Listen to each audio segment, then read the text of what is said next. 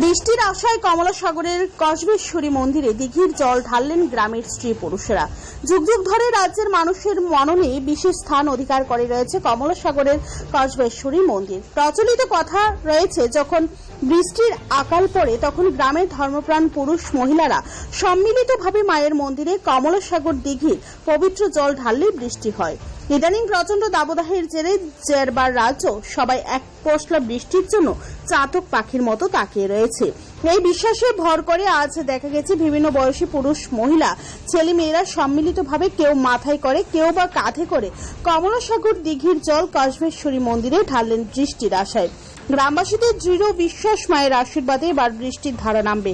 সত্যি এভাবে সাধারণ মানুষের ধর্মীয় উন্মাদনা বিশেষ চেতনার আবহ তৈরি করে। বেঁচে থাকুক মানুষের বিশ্বাস, আর এভাবেই যুগের পর যুগ চলতে থাকুক প্রচলিত প্রথাগুলি।